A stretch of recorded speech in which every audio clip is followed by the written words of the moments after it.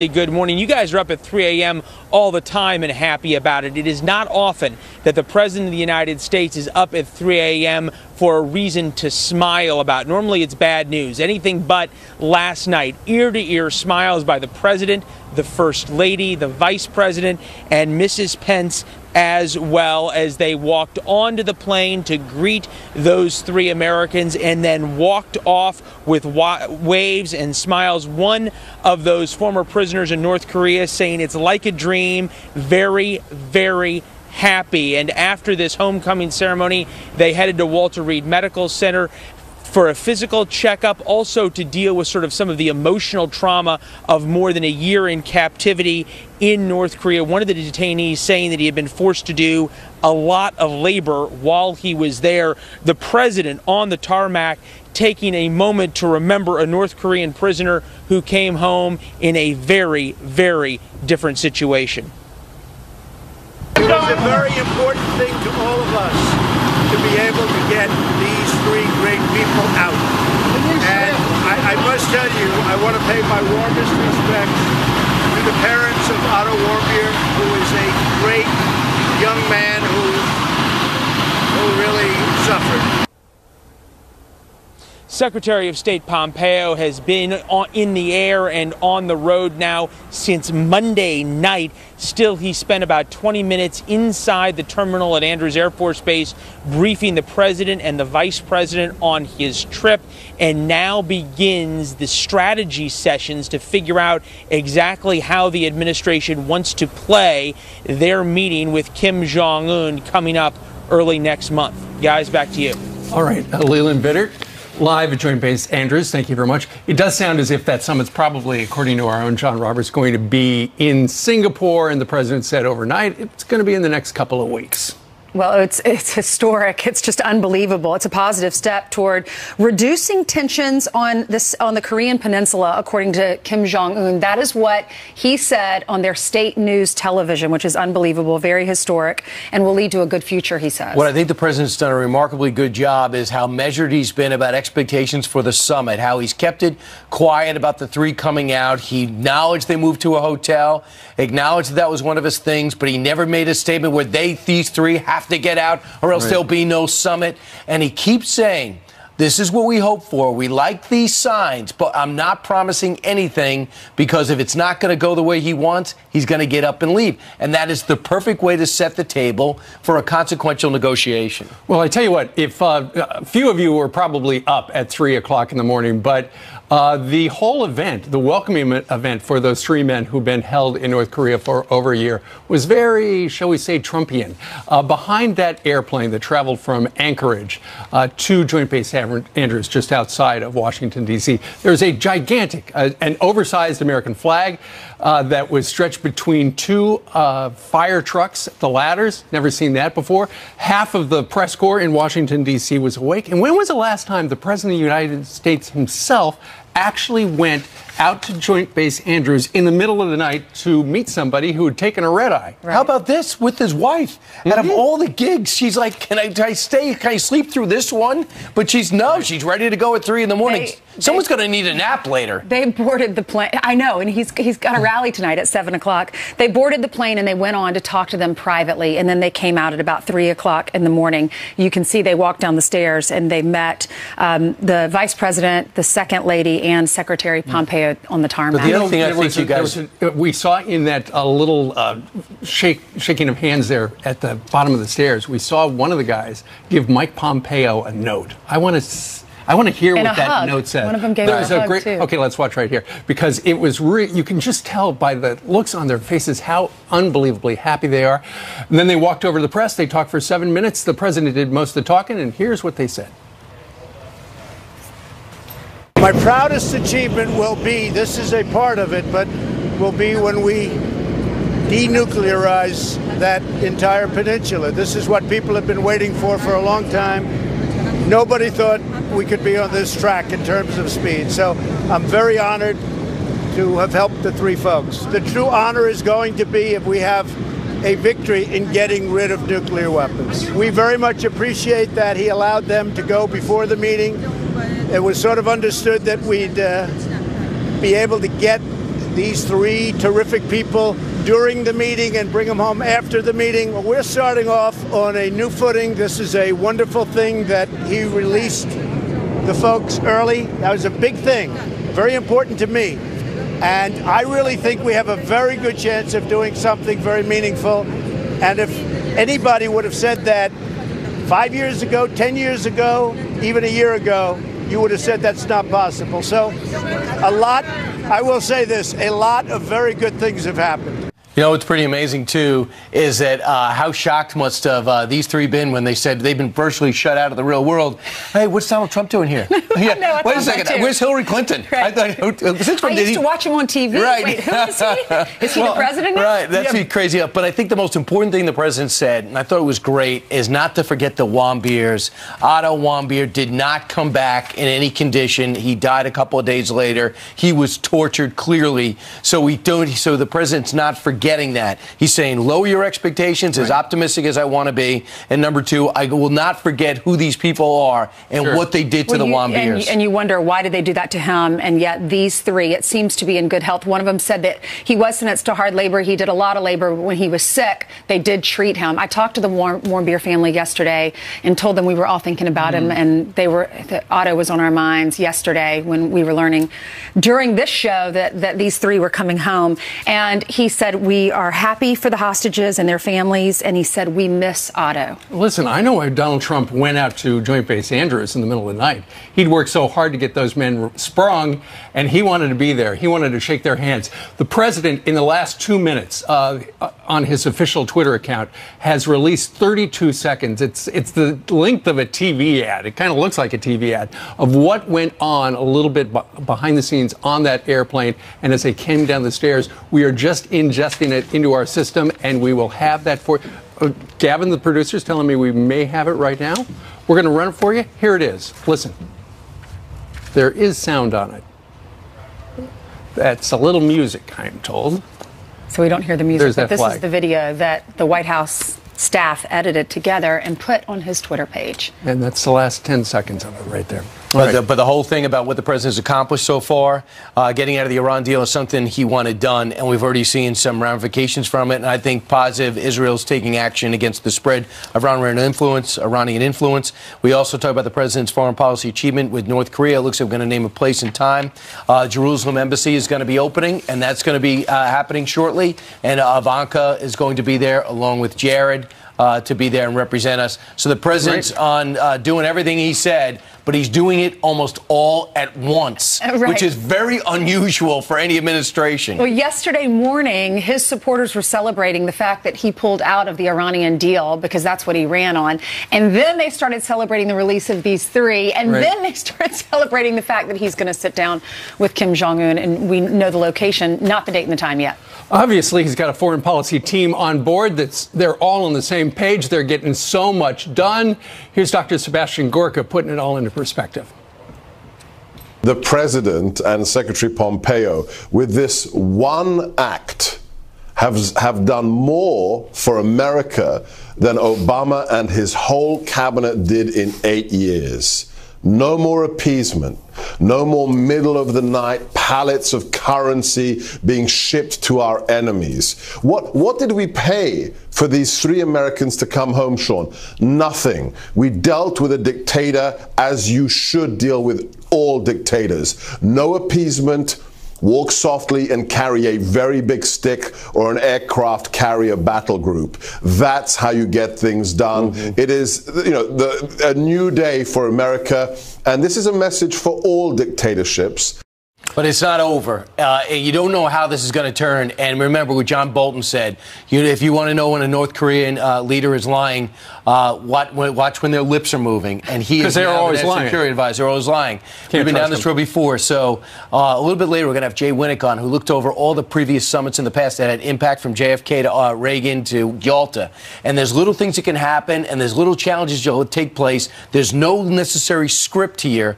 But my sense is Japan's on board, South Korea's on board and China's on board. There's been a series of meetings to set it up to mean something. It'll be the beginning of a series of confidence measures, measuring sticks along the way for both sides. Well, just think about the fact President Xi met with Kim Jong-un just last week. Some have suggested that perhaps Kim Jong-un going to China was kind of a dry run for whatever's going to happen in the next couple of weeks in Singapore.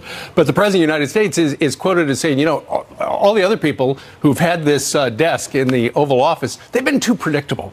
I'm unpredictable, and that's one of the reasons why nobody knows what I'm going to do regarding what we're going to settle for in North Korea. We know Singapore. We know June. Has the president announced when he's going to tell us? He said in the next couple of weeks. He said overnight, so that will be interesting to see. And apparently the White House staff has been told, get ready for a trip to Singapore. So that's a pretty good The DMZ indication. is out. It looks like the DMZ weren't thought about. It's too complicated. I thought they need to be on a more neutral site. Right. Well, the other thing, though, is there aren't enough hotel rooms for the thousands of journalists and press and security people right there. Yeah, at least you need a Motel 6. Or pup tents. Right, absolutely. Yeah, you should be able to get pup tents. All right. Anyway, a historic day, and we've got more images coming in. Meanwhile, on the other big story yesterday, Gina Haspel firing back at Democrats, grilling her about her CIA past.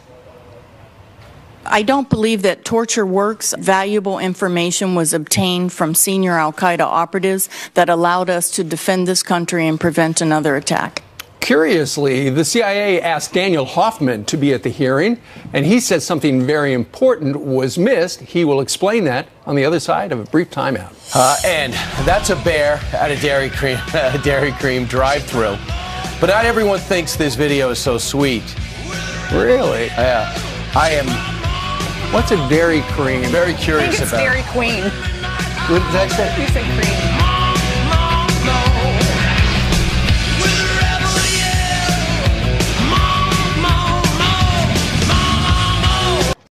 I don't believe that torture works. I believe, as many people, directors who have sat in this chair before me, that valuable information was obtained from senior al-Qaeda operatives that allowed us to defend this country and prevent another attack.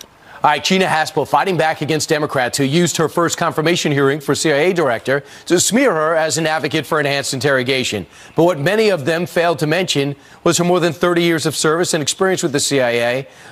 Former CIA Station Chief Daniel Hoffman was asked to be by the CIA to be at the hearing yesterday. He joined us now with his reaction. So we know it was all about enhanced interrogation, and that's fine. But Daniel, you said that they missed an opportunity, all those senators, Republicans and Democrats. What was that opportunity?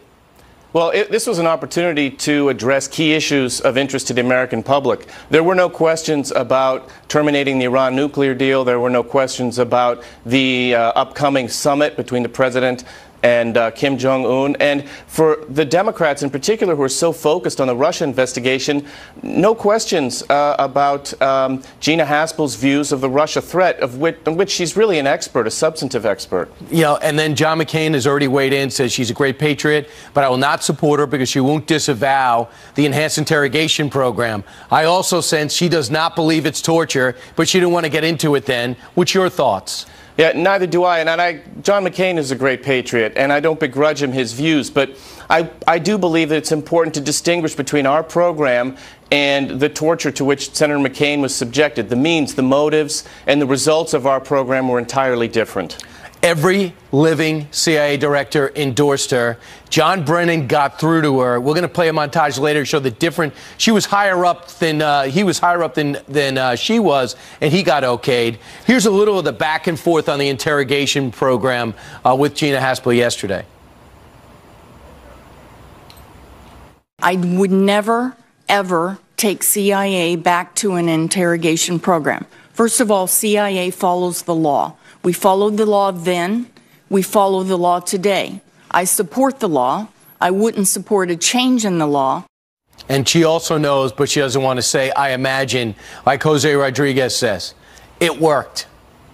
Right, it did. We know that it worked. That's the uncomfortable fact for those who oppose the program. And I would say as well that Senator Cotton eloquently exposed what would be a double standard. If Gina Haspel is not confirmed, as John Brennan was, then she would be treated unfairly. Yeah, unbelievable.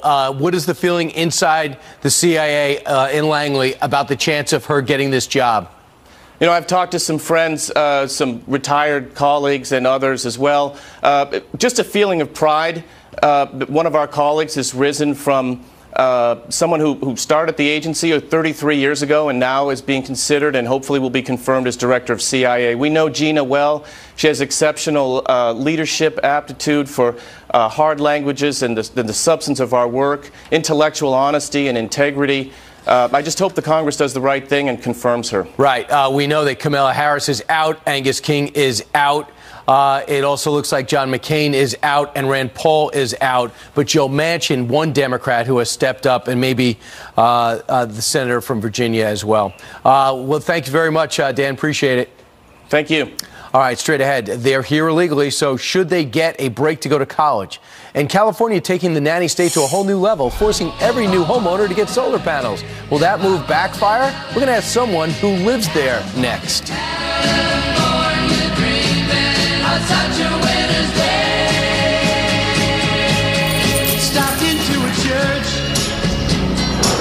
This program reaching a boiling point in the Middle East overnight. Israel firing missiles at Iranian targets in Syria. The move in response to an Iranian rocket attack in the Golan Heights. Many were intercepted. No one was killed. It's considered Iran's first direct attack on Israeli soldiers. It comes less than 2 days after President Trump withdrew from the Iran nuclear deal. Today, Defense Secretary James Mattis will decide whether to send an additional 700 National Guard troops to the southern border. Right now, there are 1,600 National Guardsmen serving on the U.S.-Mexico border. DHS officials say that National Guard support has led to over 1,600 arrests, 451 voluntary returns, and the seizure of 1,000 pounds of marijuana. Ainsley? Okay, thank you, Jillian. Well, people who live in new houses in California will soon be forced to conserve energy and get solar panels on their homes. That means it's going to cost the homeowners an extra $10,000 during the construction process. But aren't housing costs in California already sky high? Here to weigh in is the host of the Mike Slater Show, Mike Slater himself. Hey, Mike. Hey, good morning, Ainsley. How are you? I'm great, thank you. So this is your state. You live in California, super early out there. Thanks for getting up for us. Yeah, of course. What was your reaction to this?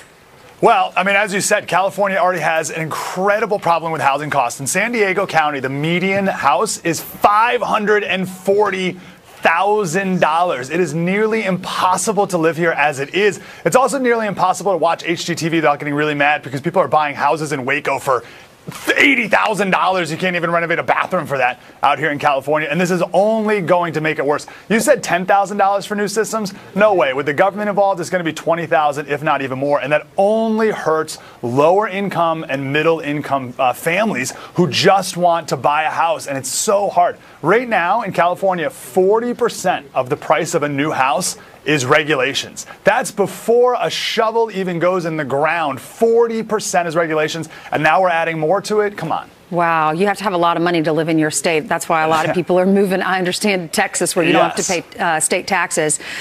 So this goes into effect in 2020. What are residents out there saying? The board voted unanimously for this, so all the lawmakers like it that voted on this. But what about the residents? And you live in a more conservative area. You're down south. You're in San Diego. Well, listen, I mean, it's a very pro-environmentalist state, which is weird because solar panels aren't very good for the environment either. I don't know where people think these just come from or what they're made out of, but they're made out of rare earth metals, which are mostly from China, and they're not exactly great stewards of the environment as they dig these things out of the ground anyway. Your listeners are not going to believe this.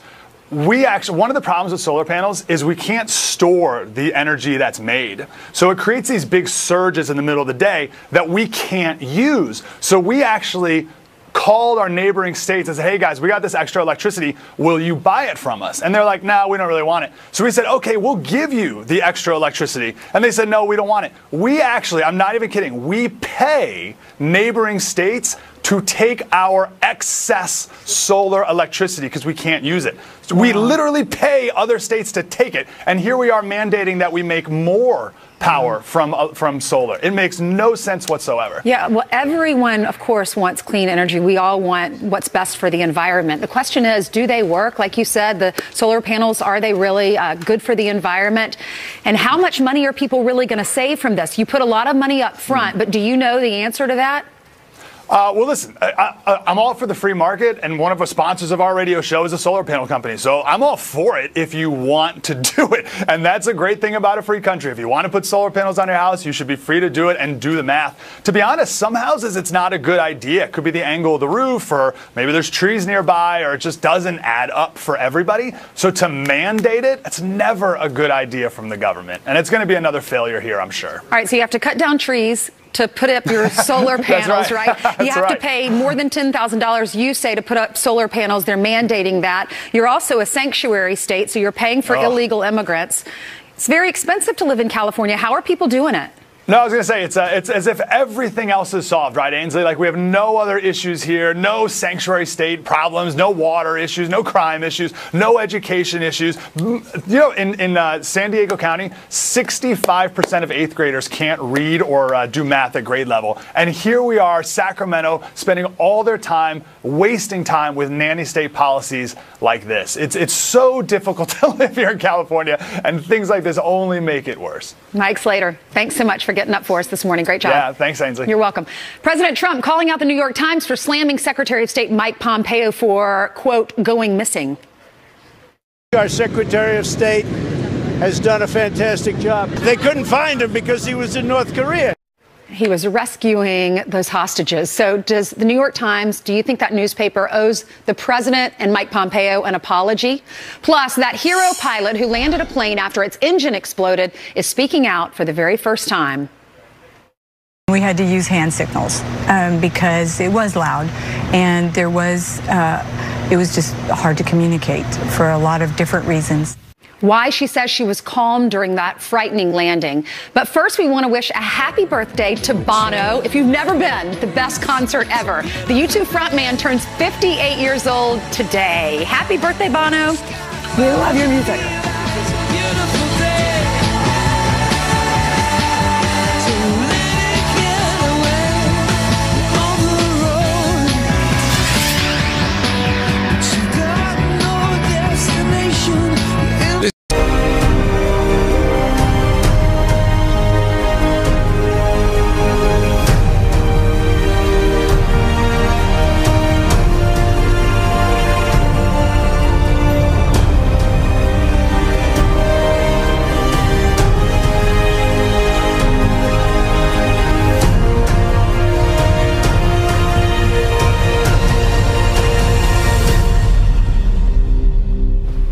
Very nice. Wow. Wow, that was turned around pretty quick. That happened live at 3 in the morning Eastern time, and that was quickly recapped for you in an ad that's now out online. A 30-second Twitter spot from the president. Look at that. The 3 hostages walking down and stepping foot on American soil. They walked off the plane and gave the peace sign. Here. Rich Edson is live at the State Department with details on the meeting, and he joins us with the very latest. Hey, Rich. Hey, good morning, Steve Ainsley and Brian. Secretary of State Mike Pompeo has also returned from North Korea. He says he spent about 13 hours on the ground in Pyongyang, including a 90-minute meeting with Kim Jong-un. Of course, he secured the release of the 3 detained Americans, but he also helped finalize some of the details for the meeting between President Trump and Kim Jong-un. And as the president welcomed home the former American prisoners, he mentioned that many of the details are now set. We have the location set, and we will see if we can do something that people did not think was going to happen for many, many years. Pompeo says the U.S. and North Korea have agreed on a one-day summit with the option of a second day. A senior administration official says this trip was designed to settle on a country, a city, and a specific venue. Our White House team is reporting movement towards Singapore in early June. Now, the defense secretary says he is hopeful for a positive outcome. North Korea, sir, certainly their capability concerns us on the military side. However, we see there is some reason for optimism. We said all along this was a diplomatically led effort, backed up by military force. I think there is reason for some optimism that these talks could be fruitful. There are still plenty of unknowns how much North Korea is actually willing to surrender of its weapons program, whether it would submit to sanctions, and what the United States and its allies are willing to give in return, as the U.S. has a substantial military presence in South Korea. Guys, back to you. All right. Rich Edson there at Foggy Bottom. Thank you very much for the live shot. A lot of people are saying, well, how were they treated? And I thought this was a very telling statement through the translator. He said, how were we treated? We were treated in many different ways. For me, I had to do a lot of labor. But when I was sick, I was also treated by them. Right. And then you look at Otto Warmbier. Why was he treated the way he was? Yesterday, the New York Times had a headline. It said, at a key moment, Trump's top diplomat, talking about Mike Pompeo, is again thousands of miles away. Right. And keep in mind, the reason they had that story was when the president announced that there would be a summit with Kim Jong-un.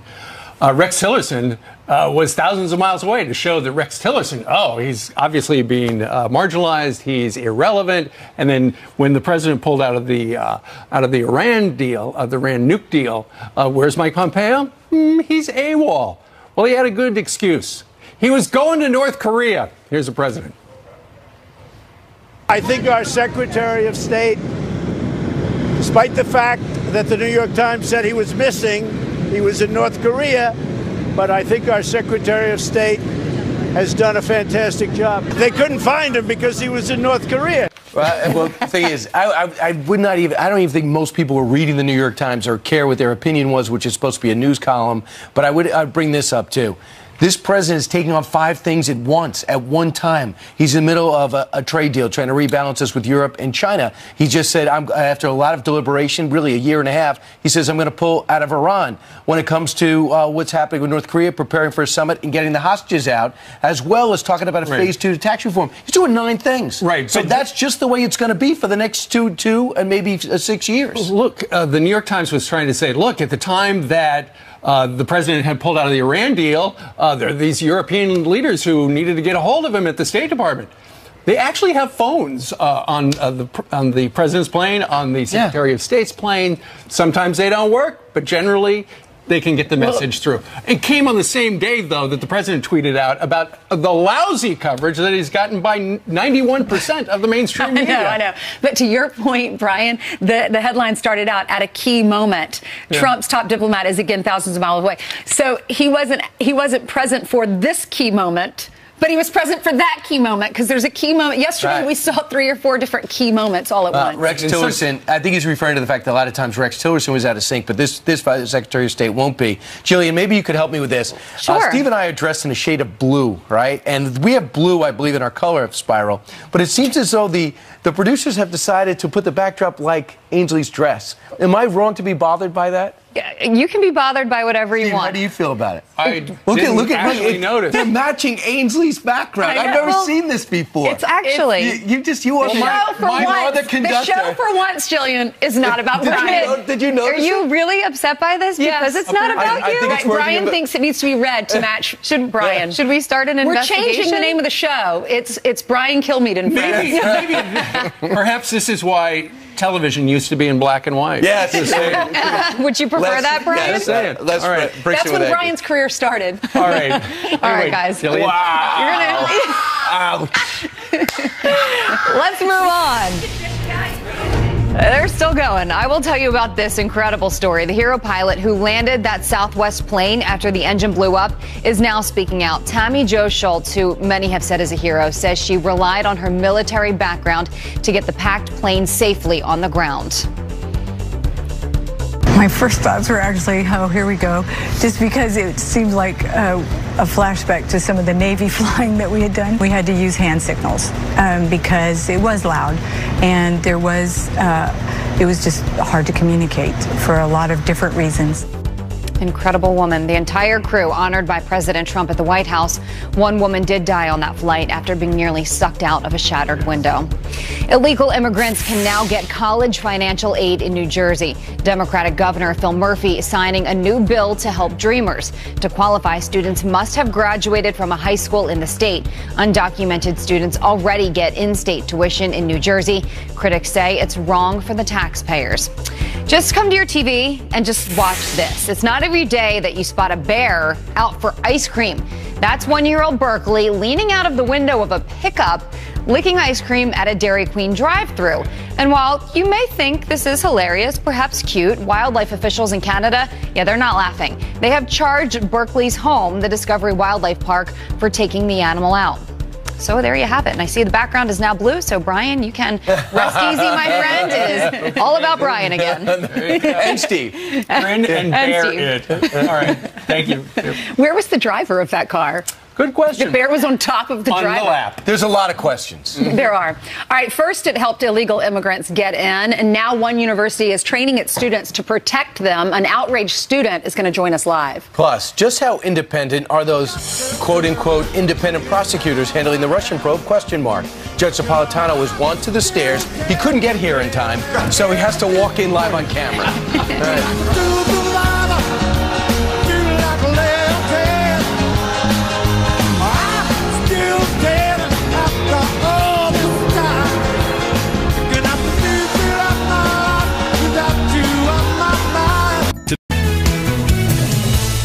All right, quick headlines now. A sweet mess when a tanker truck filled with chocolate overturns. Yum. 12 tons of liquid spilling on a 12 tons. On a Polish highway. I was going to say polish. Do you have the file?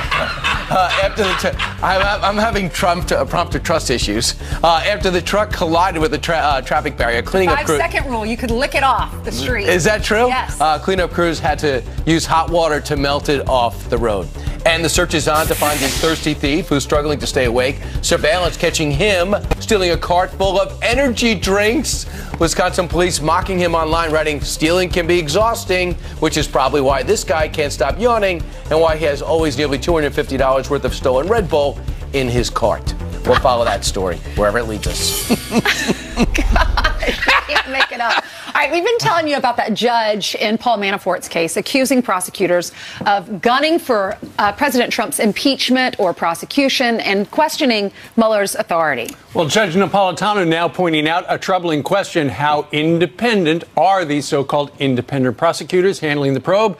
The answer is... Good morning, guys. The answer is they do have a measure of independence, as do all prosecutors. So think about this. When Judge Ellis said the other day, look, we all know why you're prosecuting Paul Manafort for financial crimes that, according to you, the indictment, began and ended before Donald Trump even ran for president. You want to squeeze Manafort to testify against the president. That is repellent, but that is the process that the federal government uses in every courthouse, in nearly every prosecution, almost every day. So if Judge Ellis throws out the indictment because he finds that Mueller does not have the legal authority to go after something Manafort did 10 years ago with his bank, what will happen? The local federal prosecutors in Alexandria, Virginia will get another indictment and will prosecute Manafort for the same crime. So there really will be very little change. It will mean that not that Manafort can't be prosecuted, but that Mueller can't do the prosecuting, because prosecutors have an ethical duty. If they see evidence of crime and it's provable, they have to pursue it. Well, would you have said something similar? If I were on the bench? Yeah, if that was you. I don't think it's who cares what the judge thinks is what my attitude would be. I have argued that prosecuting somebody like they did to Mike Flynn, squeezing him, reducing his jail exposure so he'll say what you want him to say, is a form of bribery. Mm-hmm. I've been arguing that for years, but I am in the distinct minority in the legal and judicial community. Now, the courts have said this is fine. If defense counsel gave a witness so much as a lollipop, the lawyer and the witness would be indicted for bribery. Judge, he's in trouble for something he did on his taxes 10 years ago. Don't they say keep your taxes? Is it 3 years, 7 years? I've heard different things. Can they go back that far? Yes, the argument is that it was a continuing series of acts, the most recent of which occurred before the statute of limitations applied. It's only one of the two trials against Manafort. He has another one for similar behavior in Washington, D.C. He was indicted by another grand jury. So Judge Ellis is quite correct. They are putting extraordinary pressure on him because they want him to flip and become a star witness the way his partner Rick Gates did. Right. Meanwhile, Congress has got oversight authority over, because it's a co-equal branch of government over, for instance, the Oversight Committee and Intel over the FBI. Right. And they've been looking into what the FBI did before the Mueller probe. And we understand that apparently Devin Nunes,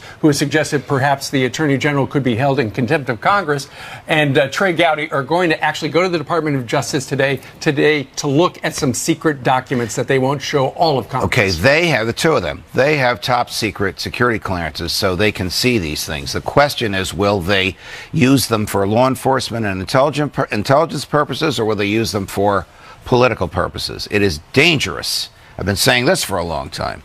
For politicians, even with security clearances, to examine raw intelligence data and use it for a political narrative. That keeps intel people from wanting to reveal what they have found because they don't want their names and their methods to be out there. But doesn't Congress have investigators as well trying to piece it all together? Yes, it does. They're going, we need that piece to figure it out. Congress's investigators are usually retired or former NSA, CIA, FBI, Secret Service, so they know exactly what they're doing. But they have a law that requires them to protect the names of sources and protect the means that the sources use. Otherwise, the source and the source's contact in a foreign country, gone. Gotcha. All right. Thanks, Judge. All the best, guys. And you can see I got the same memo Kilmeade did. Blue. But I love the background, particularly when it complies with Ainsley. There you go. All right. Thank you, Judge. Switching gears. Love you, Brian. Oh, wait. Black and white. Did you just go black and white? Just like the 50s. That is so How did you awesome. do How do you that? do that? You know what? It's a secret. President Woodrow Wilson coming up next. We're stepping aside. We're coming back in color and black and white. I'll be black and white. Rest of the show. You're so dull, Brian.